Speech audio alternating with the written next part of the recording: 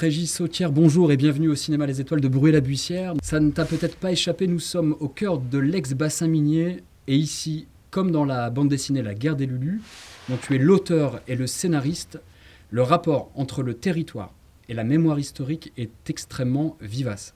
Peux-tu évoquer ce lien quasi charnel entre la Première Guerre et le Nord, qui est peut-être à l'origine du projet ? Un lien qui est complètement à l'origine du projet, oui, puisque moi je viens de Bretagne, donc assez loin du bassin minier, et assez loin des terrains de guerre de la guerre de 14, des champs de bataille. Et quand je suis venu vivre dans le Nord, d'abord à Lille et puis après à Amiens, j'ai constaté à quel point la guerre de 14 était encore ancrée très fortement ici. Ça se voit au travers de tout un tas de cicatrices qu'on trouve dans le paysage, des restes de tranchées, des trous de mines. Ça se voit au travers de tous les cimetières militaires. Rien que pour venir ici, en fait, quand je suis allé d'Amiens à Arras, j'ai dû en croiser une quinzaine. Et puis ça se voit au travers des différents mémoriaux, des musées, etc. Et voilà, donc on sent que la guerre est encore présente, on le voit même aux actualités régionales. Moi, c'est quelque chose qui m'avait surpris quand j'étais venu vivre ici. C'est que voilà, sur France 3 Picardie ou France 3 Nord-Pas-de-Calais, régulièrement, on apprenait qu'un village devait être évacué parce qu'on avait trouvé, enfin, on devait faire exploser les obus, ou qu'un fermier, qu'un paysan avait trouvé dans son champ, enfin en labourant son champ, des obus qui étaient remontés à la surface. Donc ça me paraissait assez surprenant. Parce que voilà, en Bretagne, la guerre de 14, c'est quelque chose de lointain qui reste dans les mémoires, ne serait-ce que parce que beaucoup de Bretons sont morts au front, mais elle n'a pas touché le territoire breton. Et donc en venant m'installer dans la région, voilà, j'ai commencé à m'intéresser à cette guerre, et c'est comme ça qu'est né le projet de la guerre des Lulus. Faisant porter aussi le récit, l'aventure à des enfants qui ont encore ce regard plein d'espérance aussi, et plein Oui, de... puis Voilà. qui ont une forte capacité de résilience, et c'est ça la grande force des enfants, c'est qu'ils peuvent vivre des choses très dures, et puis quelques heures après ou quelques jours après, ils passent à autre chose très rapidement, quoi. On le voit aussi bien dans le film que dans la bande dessinée. Il y a, alors bon, je vais peut-être pas trop dire ce qui se passe si des gens regardent ce, ce petit échange avant de voir le film, mais l'autre histoire est traversée par certaines tragédies. Et après chaque tragédie, en fait, assez rapidement, les enfants rebondissent et passent à autre chose parce que c'est la vie et qu'il faut surmonter tout ça. Et l'histoire de la guerre des Lulus, c'est ça, c'est montrer comment une petite bande d'enfants, au travers de tout ce qu'il va vivre, donc des moments heureux, mais aussi des moments tragiques, va se construire, va se transformer, comment ces enfants vont devenir des adolescents et vont devenir des adultes. Et voilà, et c'est ce qui va forger leur caractère, c'est ce qui va forger leur mentalité, voilà, c'est ce qui va leur permettre de devenir des adultes. Ça résonne beaucoup aussi avec les mots du réalisateur Yann Samuel, hein, qui parle de cette dialectique entre des enfants qui se construisent dans un contexte où tout se délite et tout est détruit. Oui, c'est ce qui lui avait plu dans la bande dessinée, ce double mouvement, voilà, où on a un monde qui s'effondre, et puis un petit groupe d'enfants qui, au contraire, essayent d'en émerger, et puis de se construire individuellement, et puis de se construire en famille, en quelque sorte. Et d'ailleurs, c'est au travers, en fait, j'évoquais les tragédies, donc il y en a une forte, alors je ne sais pas si je peux en parler là, mais voilà, qui marque profondément les enfants, et en fait, on va dire c'est la mort d'un personnage, pour pas trop en dévoiler, mais c'était une mort qui était nécessaire dans l'histoire, qui était, dès le premier synopsis, elle était là tout simplement parce que cette mort, c'est la première tragédie commune des enfants. Tous ces enfants ont vécu le tragique dans leur histoire individuelle, puisqu'ils ont été soit abandonnés, soit leurs parents sont morts, puisqu'ils sont orphelins tous les quatre. Et la petite Luce, elle a perdu ses parents aussi, même s'ils sont toujours vivants. Mais ce sont des tragédies personnelles, individuelles. Et pour la première fois, ils vont être face à une tragédie qui leur est commune à tous. Et c'est ce qui fait qu'à partir, en fait, de cette tragédie commune, ce qui était une bande de copains, en fait, devient une famille. Voilà, c'est pour ça qu'elle est particulièrement intéressante, importante, je veux dire, dans l'histoire. Parce que souvent, les enfants qui me disent « Mais pourquoi est-ce que vous l'avez tué, lui ?» Et je dis parce que c'était une mort nécessaire, il fallait qu'il meure pour que le petit groupe, en fait, puisse s'élever.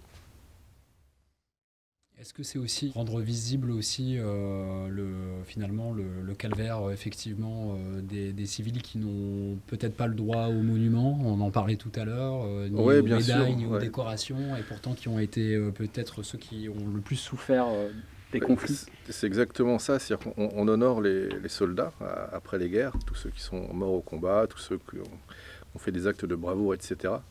Et on oublie que dans toutes les guerres modernes, en fait, ce sont les civils qui payent le plus lourd tribut, notamment au travers maintenant des bombardements, etc., des destructions de villes ou de villages. Et donc voilà, la guerre des Lulus essaye de rendre un peu hommage à toutes ces populations. Alors on peut difficilement montrer ce qu'a été réellement le calvaire de ces gens-là à cette époque, parce qu'on est sur une bande dessinée que volontairement on veut tout public, donc accessible aussi à des enfants de 8-10 ans. Donc ça veut dire qu'on ne peut pas montrer non plus ce qu'en Belgique on a appelé les atrocités de 1914, on les évoque, mais voilà, on ne va pas montrer tout ce qui s'est passé dans le détail, quoi. On peut juste l'évoquer, les enfants en entendent parler, mais voilà, on ne met pas d'image dessus.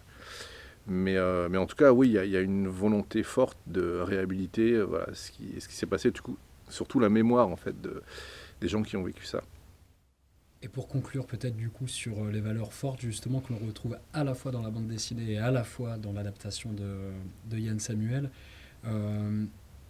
est-ce que tu peux nous en dire un peu plus sur ce que représente le familistère de Guise, Ouais. de son rôle comme utopie sociale dans l'histoire, dans notre territoire, voilà, et sa place du coup dans ton travail, enfin dans ton œuvre. Ouais, le familistère, c'est un lieu que j'ai découvert donc pareil, en venant vivre en Picardie. J'en avais entendu parler, mais voilà, on m'en parlait comme c'est un peu comme une usine en friche, j'avais l'impression. Et donc je suis allé le voir à l'occasion des fêtes du 1er mai, puisque voilà, chaque 1er mai, il y a des spectacles là-bas au familistère. C'est toujours intéressant d'y aller à ce moment-là, avec des visites organisées. Et là, j'ai découvert l'utopie sociale de Gaudin. Donc j'ai découvert non seulement les bâtiments, mais surtout en fait ce que ces bâtiments avaient hébergé. Et j'ai été complètement scotché, à la fois fasciné par l'expérience et vraiment surpris par le fait que je ne la connaisse pas. Alors que je m'intéresse beaucoup à l'histoire, je m'intéresse à plein de choses. Et je me dis, mais pourquoi est-ce que j'ai jamais entendu parler de ça, quoi ? Et comment ça se fait qu'on ne nous l'enseigne pas à l'école ? Comment ça se fait que ça ne soit pas plus repris dans les discours politiques, notamment ? À titre d'exemple, quitte à le critiquer, quoi. Mais c'est quand même une utopie sociale qui est unique au monde, qui a duré plus de 100 ans. C'est pas anecdotique, quoi. C'est pas un truc qui a duré 2 semaines et puis on est passé à autre chose, parce qu'il y en a eu d'autres expériences comme ça. Y compris une financée par Gaudin aux États-Unis. Et donc voilà, j'en suis ressorti avec deux envies. L'envie de faire découvrir le familistère au grand public, enfin, au plus de personnes possible. Et puis l'envie d'en faire presque le personnage d'une bande dessinée. Et donc ça s'est concrétisé avec Deux briquets de sang d'abord, qui était une histoire policière qui se passe au début de l'année 1914, juste avant la guerre. Et déjà, quand j'avais visité le familistère, j'étais en train de chercher les idées pour une histoire policière, parce qu'avec David François, donc le dessinateur de Deux briquets de sang, on avait déjà fait un ouvrage auparavant, et on avait envie de refaire une autre histoire policière qui se passerait au début du XXe siècle. Et donc on est parti voilà, sur cette histoire-là. Et il s'avère que David François donc, était le dessinateur et coloriste de Deux briquets de sang, mais c'est aussi le coloriste de La guerre des Lulus. Et après avoir... on avait presque terminé le tome 2 et on s'est retrouvé avec le dessinateur à boire un verre et à se dire, bon, les Lulus, dans le tome 3, où est-ce qu'on va les emmener ? Et en plaisantant, avec David, on se dit, bon, on va les envoyer au familistère. Et j'ai, comme beaucoup d'idées un peu idiotes qu'on dit parfois en plaisantant, il s'avère que... en creusant un peu, je me suis dit, mais non, c'est une idée intéressante parce que le village de Valencourt, donc où sont élevés les Lulus, en fait, c'est un village fictif, mais voilà, grosso modo, il n'est pas très loin du familistère, quoi, une quarantaine de kilomètres peut-être. Et donc, comme ils sont en train de vadrouiller dans la région, c'est tout à fait possible qu'à un moment donné, ils se retrouvent à Guise. Et puis, je me suis dit, tiens, ça va être l'occasion aussi de le faire découvrir à un public beaucoup plus large que Deux briquets de sang, puisque la série commençait déjà à très bien marcher.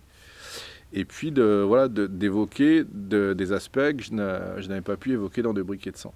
Et donc, voilà, c'est pourquoi les Lulus, dans le tome 3, se retrouvent au familistère.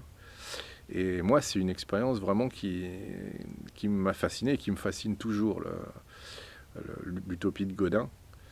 Et c'est vraiment un monument du patrimoine régional, je trouve, des Hauts-de-France. Et, voilà, et j'espère qu'il va être de plus en plus connu et qu'il y ait de plus en plus de gens à s'intéresser à ce qui s'est passé là-bas.